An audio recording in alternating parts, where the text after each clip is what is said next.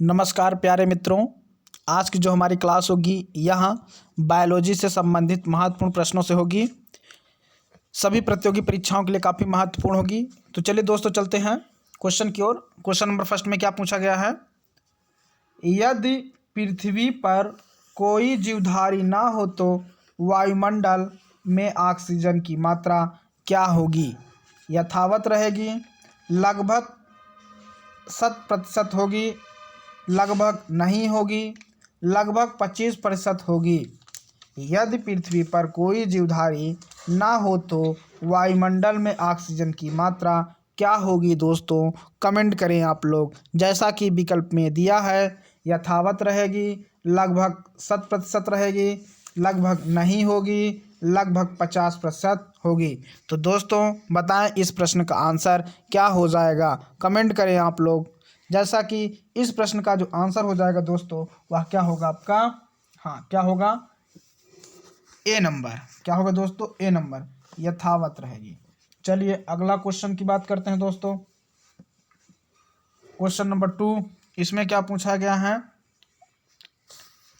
Vitamin E का कार्य है। विटामिन ई का कार्य है दांत स्वस्थ रखना, आंखें स्वस्थ रखना, प्रजनन अंगों की शक्ति बढ़ाना, उपर्युक्त सभी।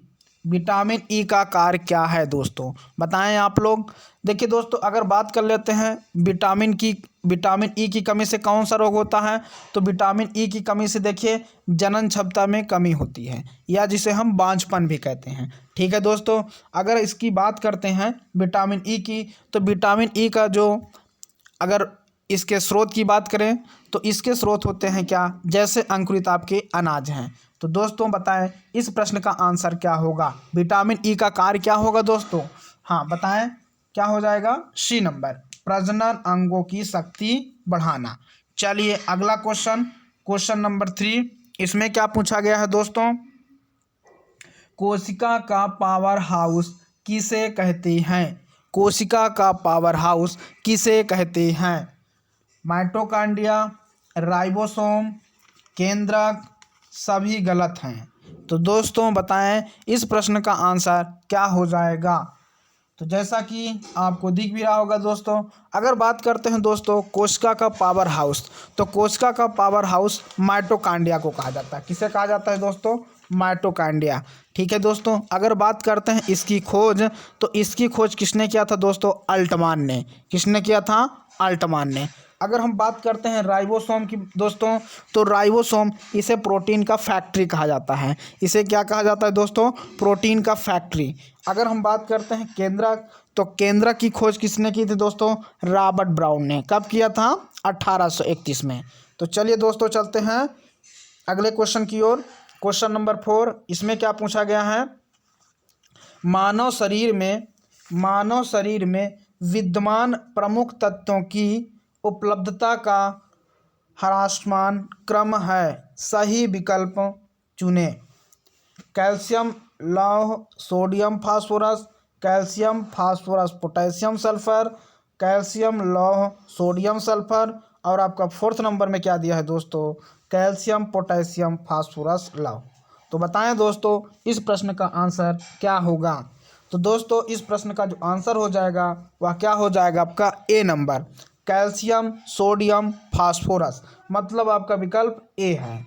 ठीक है दोस्तों अगर अभी तक आपने हमारे चैनल STRP कोचिंग क्लासेस को सब्सक्राइब नहीं किया है तो चैनल को ज़रूर सब्सक्राइब कर लें और बेल आइकन को ज़रूर प्रेस कर दें, जिससे कि आपको सभी प्रकार की नोटिफिकेशन प्राप्त हो सके। तो चलिए दोस्तों चलते हैं अगले क्वेश्चन की ओर। क्वेश्चन नंबर 5, इसमें क्या पूछा गया है दोस्तों, मानव शरीर में ताप को नियंत्रित करता है। मानव शरीर में ताप को नियंत्रित करता है पिट्यूटरी, थायराइड, एड्रिनल, हाइपोथैलेमस। बताएं दोस्तों इस प्रश्न का आंसर क्या होगा? कमेंट करें आप लोग। दोस्तों इस प्रश्न का जो आंसर हो जाएगा वह क्या होगा? हाँ, क्या हो जाएगा दोस्तों? D number. क्या हो जाएगा? D number, hypothalamus. चलिए अगले क्वेश्चन की बात करते हैं दोस्तों। क्वेश्चन नंबर 6, टमाटर व मिर्च के फल टमाटर व मिर्च के फल पहले हरे होते हैं। टमाटर व मिर्च के फल पहले हरे होते हैं और बाद में लाल हो जाते हैं, क्योंकि इनकी फल भित्ति में हरित लवक होते हैं, इनमें वर्णी लवक होते हैं, इनमें अवर्णी लवक होते हैं। हरित लवक वर्णी लवकों में बदल जाते हैं। तो बताएं दोस्तों, जैसा कि आपको दिख भी रहा होगा, प्रश्न क्या है? टमाटर व मिर्च के फल पहले हरे होते हैं और बाद में लाल हो जाते हैं, क्योंकि। तो दोस्तों, इस प्रश्न का जो आंसर हो जाएगा वह क्या हो जाएगा आपका? हाँ, क्या हो जाएगा? D number. हरित लवक वर्णी लवकों में बदल जाते हैं। हरित लवक वर्णी लवकों में बदल जाते हैं। चलिए अगले प्रश्न की बात करते हैं दोस्तों। अगला क्वेश्चन क्या है? Question number 7। किसी वृक्ष की आयु किस प्रकार या किस विधि से निश्चित की जा सकती है? ऊंचाई मापकर, वर्षीय वृत्त गिनकर, परिधि नापकर, शाखाएं गिनकर। तो बताएं दोस्तों, इस प्रश्न का आंसर क्या हो जाएगा? तो दोस्तों, किसी वृक्ष की आयु उसके जो जड़ों की वलय होती है उसको गिनकर ज्ञात कर सकते हैं, जिन्हें हम वार्षिक वृत्त कहते हैं। ठीक है दोस्तों, तो इस प्रश्न का आंसर क्या हो जाएगा? B number. चलिए अगले क्वेश्चन की बात करते हैं। क्वेश्चन नंबर 8, जो कि बहुत ही प्यारा क्वेश्चन है दोस्तों। बताएं, मिलान करना है। इधर परजीवी दिया है और उधर आपका नाम दिया है। मृतोपजीवी, सहजीवी, कीटभक्षी। तो दोस्तों बताएं, इस प्रश्न का आंसर क्या हो जाएगा? दोस्तों, अगर हम बात करते हैं मिलान करने की, तो देखेंगे कीटभक्षी जो पौधा होता है वनफेंथिस है। ठीक है दोस्तों, तो डी का पहला, तो देखिए आप विकल्प में डी का पहला कौन होगा दोस्तों? बताएं, डी का पहला। देखिए दोस्तों, अगर बात करते हैं तो देखिए इसमें विकल्प वैसे तो गलत दिया गया है। चलिए अगला देख लेते हैं। अगर सी नंबर की बात करते हैं दोस्तों, सहजीवी, तो सहजीवी क्या है दोस्तों? लाइकेन। क्या है दोस्तों? लाइकेन। ठीक है दोस्तों, तो आप देखेंगे तो सी का दूसरा कहाँ है दोस्तों? सी का दूसरा। इसी कारण आपका क्या हो जाएगा? यहाँ आपका क्या हो जाएगा दोस्तों? हाँ बताएं, आपका देखेंगे तो सी का दूसरा, तो सी का दूसरा कहाँ है दोस्तों? डी नंबर में। तो इस कारण विकल्प आपका विकल्प क्या हो जाएगा दोस्तों? डी नंबर हो जाएगा। ठीक है दोस्तों, तो आपका यह जो आंसर हो जाएगा वह क्या हो जाएगा आपका? देखिए विकल्प में अगर हम बात करते हैं सी का पहला, तो सी का पहला तो नहीं होगा दोस्तों। सी का पहला नहीं होगा, क्योंकि सी सहजीवी लाइकेन होता है। ठीक है दोस्तों, और कीटभक्षी क्या होगा आपका? यह होगा ए नंबर। ठीक है दोस्तों, और इन दोनों में थोड़ा सा दोस्तों यह क्वेश्चन गलत भी है। ठीक है दोस्तों, वैसे अगर विकल्प के अनुसार माना जाएगा तो आपका आंसर क्या हो जाएगा दोस्तों? D number. क्या हो जाएगा? D number. चलिए अगला क्वेश्चन, क्वेश्चन नंबर 9 की बात करते हैं। इसमें क्या पूछा गया है? निम्न में से किस पौधे में फूल नहीं होते हैं? कटहल, गूलर, ऑर्किड, फर्न। तो बताएं दोस्तों, क्वेश्चन नंबर 9 का आंसर क्या हो जाएगा? क्वेश्चन नंबर 9 का आंसर क्या हो जाएगा? तो दोस्तों क्वेश्चन नंबर 9 का आंसर क्या हो जाएगा? हाँ बताएं, कमेंट करें आप लोग, क्या हो जाएगा? D number. क्या हो जाएगा दोस्तों? डी नंबर, यानी कि फर्न। चलिए अगला क्वेश्चन, क्वेश्चन नंबर 10 की बात करते हैं दोस्तों। इसमें क्या पूछा गया है? निम्न में से किसके पादप वायु से नाइट्रोजन ग्रहण करके यौगिकीकरण करते हैं? गेहूँ, चावल, मटर, मक्का। निम्न में से किसके पादप वायु से नाइट्रोजन ग्रहण करके यौगिकीकरण करते हैं? क्या होगा दोस्तों? हाँ, क्या हो जाएगा? मटर। क्या हो जाएगा दोस्तों? मटर। चलिए अगला क्वेश्चन, क्वेश्चन नंबर 11। इसमें क्या पूछा गया है दोस्तों? पादप कोशिका जंतु कोशिका से किस प्रकार भिन्न होती है? पादप कोशिका जंतु कोशिका से किस प्रकार भिन्न होती है?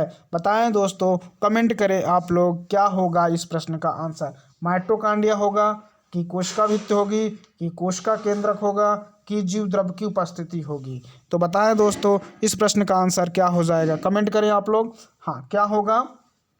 B number. क्या होगा दोस्तों? B number. क्वेश्चन नंबर 11 का आंसर क्या हो जाएगा? बी नंबर, क्योंकि पादप कोशिका में कोशिका भित्ति पाई जाती है, लेकिन जंतु कोशिका में कोशिका भित्ति नहीं पाई जाती है। ठीक है दोस्तों। चलिए अगले क्वेश्चन नंबर 12 की बात करते हैं दोस्तों। इसमें क्या पूछा गया है, ये कीट फसल की रक्षा करते हैं। ये कीट फसल की रक्षा करते हैं। मकड़ी तथा बिच्छू, मकड़ी तथा पतंगा, झींगुर तथा सूंडी, मकड़ी तथा टिड्डी, ये कीट फसल की रक्षा करते हैं। तो बताएं दोस्तों कौन से कीट हैं जो फसल की रक्षा करते हैं। आप लोग कमेंट करें और वीडियो को अगर अभी तक आपने लाइक नहीं किया है दोस्तों तो वीडियो को ज़रूर लाइक कर दें। तो बताएं दोस्तों इस प्रश्न का आंसर क्या होगा। हाँ, क्या हो जाएगा आपका ए नंबर। क्या हो जाएगा दोस्तों ए नंबर, मकड़ी तथा बिच्छू। चलिए अगले क्वेश्चन की बात करते हैं दोस्तों। क्वेश्चन नंबर 13, जैसा कि क्वेश्चन नंबर 13 में क्या दिया गया है दोस्तों, मानव शरीर में पाचन का अधिकांश भाग किस अंग में संपन्न होता है। मानव शरीर में पाचन का अधिकांश भाग किस अंग में संपन्न होता है। पैंक्रियाज में, छोटी आंत में, बड़ी आंत में कि अमाशय में। तो दोस्तों बताएं इस प्रश्न का आंसर क्या हो जाएगा। मानव शरीर में पाचन का अधिकांश भाग किस अंग में संपन्न होता है। बताएं दोस्तों इस प्रश्न का आंसर क्या होगा, कमेंट करें आप लोग। हाँ, क्या हो जाएगा दोस्तों, छोटी आंत में। क्या हो जाएगा दोस्तों, छोटी आंत में। और पैंक्रियाज से दोस्तों क्या होता है, इंसुलिन हार्मोन्स का स्राव होता है। ठीक है दोस्तों। चलिए अगला क्वेश्चन, वेल निम्न वर्गों में से किस वर्ग का प्राणी है। मत्स्य, स्तनपायी, स्तनधारी होगा दोस्तों यहाँ पे, सरीसृप, उभयचर। ठीक है दोस्तों। तो बताएं इस प्रश्न का आंसर क्या होगा। तो दोस्तों क्वेश्चन नंबर जो आपका 14 है, इसमें क्या पूछा गया है, वेल निम्न वर्गों में से किस वर्ग का प्राणी है। मत्स्य है कि स्तनधारी है कि सरीसृप है कि उभयचर है। तो बताएं दोस्तों क्वेश्चन नंबर 14 का आंसर क्या हो जाएगा। क्या हो जाएगा दोस्तों, बी नंबर, स्तनधारी। यहाँ स्तनपायी है दोस्तों, ये स्तनधारी होना चाहिए। ठीक है दोस्तों। चलिए अगला क्वेश्चन नंबर 15 की बात करते हैं दोस्तों। इसमें क्या पूछा गया है, यदि मानव वृद्धि हार्मोन्स जीन का प्रयोग करके ऐसा चूहा पैदा किया जाए जो चूहे के समान आकार से 8 गुना हो तो इस तकनीक को कहेंगे संकरण, आनुवांशिक इंजीनियरिंग, उत्परिवर्तन, प्रजनन, हार्मोनी भरण। बताएं दोस्तों इस प्रश्न का आंसर क्या हो जाएगा। तो दोस्तों इस प्रश्न का जो आंसर हो जाएगा वह क्या हो जाएगा आपका बी नंबर, आनुवांशिक इंजीनियरिंग। ठीक है दोस्तों। चलिए अगला क्वेश्चन नंबर 16, जो कि बहुत ही महत्वपूर्ण प्रश्न है दोस्तों। इसमें क्या पूछा गया है, छोटी आंतें प्रमुख स्थान है। छोटी आंतें प्रमुख स्थान है हार्मोन उत्पादन के लिए, पाचन तथा अवशोषण के लिए, केवल पानी के अवशोषण के लिए, उपयुक्त सभी के लिए। तो बताएं दोस्तों छोटी आंतें प्रमुख स्थान है किसके लिए है दोस्तों। तो दोस्तों क्वेश्चन नंबर जो 16 का आंसर है वह क्या होगा आपका बी नंबर, पाचन तथा अवशोषण के लिए। ठीक है दोस्तों अगर अभी तक आपने हमारे चैनल STRP कोचिंग क्लासेस को सब्सक्राइब नहीं किए हैं तो चैनल को ज़रूर सब्सक्राइब कर लें। चलिए अगले क्वेश्चन की बात करते हैं। क्वेश्चन नंबर 17, इसमें क्या पूछा गया है दोस्तों, निम्नलिखित में से किसके बीज मधुमेह के रोगी को रक्त शर्करा का स्तर सामान्य बनाए रखने में लाभ पहुंचाते हैं। निम्नलिखित में से किसके बीज मधुमेह के रोगी को रक्त शर्करा का स्तर सामान्य बनाए रखने में लाभ पहुंचाते हैं। धनिया के बीज, सरसों के बीज, जीरे के बीज, मेथी के बीज। तो बताएं दोस्तों इस प्रश्न का आंसर क्या हो जाएगा। क्या होगा दोस्तों बताएं, कमेंट करें। क्वेश्चन नंबर 17 का आंसर क्या हो जाएगा, डी नंबर, मेथी के बीज। चलिए अगला क्वेश्चन नंबर 18। क्वेश्चन नंबर 18 अगर बात करते हैं दोस्तों, लाइकेन एक प्रकार का द्वैत पादप है जो 2 विभिन्न वर्गों के पौधों के सहजीवी सहचर्य से बनता है। ये किन 2 वर्गों के पौधे होते हैं, शैवाल और मांस, शैवाल और कवक, कवक और मांस, कवक और जीवाणु। तो बताएं दोस्तों इस प्रश्न का आंसर क्या होगा, कमेंट करें आप लोग। दोस्तों देखिए, अगर बात करते हैं लाइकेन, तो लाइकेन कवक और शैवाल के बीच की कड़ी होती है। तो कवक और शैवाल किस विकल्प में है दोस्तों? आपका विकल्प बी है। तो इसी कारण आपका विकल्प बी सही हो जाता है। चलिए अगले क्वेश्चन नंबर 19 की बात करते हैं दोस्तों। इसमें सही जोड़े करना है दोस्तों। तो बताएं, अगर पीयूष ग्रंथ की बात करें तो पीयूष ग्रंथ किससे संबंधित दोस्तों? अवटु ग्रंथ किससे संबंधित है? और अधिवृक्क ग्रंथ किससे संबंधित है? लैंगरहंस दीपिकाएँ किससे संबंधित हैं? तो दोस्तों अगर इसमें सही जोड़े की बात करें तो सही जोड़ा आपका कौन सा हो जाएगा दोस्तों? हाँ, इसको मैं थोड़ा सा और छोटा कर दे रहा हूँ। क्या हो जाएगा आपका? हाँ, क्या हो जाएगा दोस्तों? तीसरा नंबर। क्या हो जाएगा दोस्तों? तीसरा नंबर।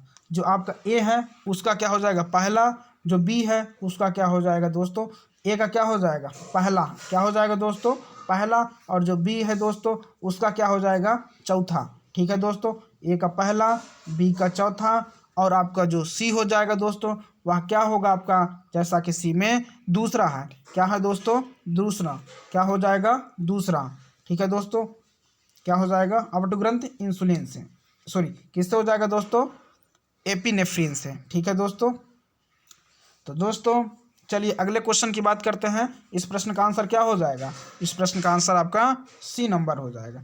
चलिए अगला क्वेश्चन नंबर 20 की बात करते हैं दोस्तों, या जो कि बहुत ही महत्वपूर्ण प्रश्न है। दही के निर्माण में कौन सा जीवाणु महत्वपूर्ण भूमिका निभाता है? वेरी मोस्ट इम्पोर्टेंट प्रश्न। बताएं दोस्तों, दही के निर्माण में कौन सा जीवाणु महत्वपूर्ण भूमिका निभाता है?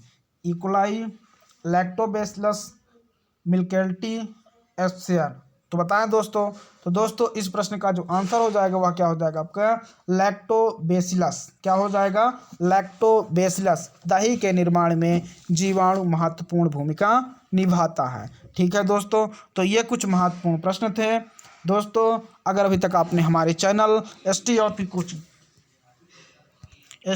कोचिंग क्लासेस को सब्सक्राइब नहीं किया है तो चैनल को ज़रूर सब्सक्राइब कर लें और बेल आइकन को ज़रूर प्रेस कर दें, जिससे कि आपको सभी प्रकार की नोटिफिकेशन प्राप्त हो सके। तो आज के लिए इतना ही दोस्तों, धन्यवाद।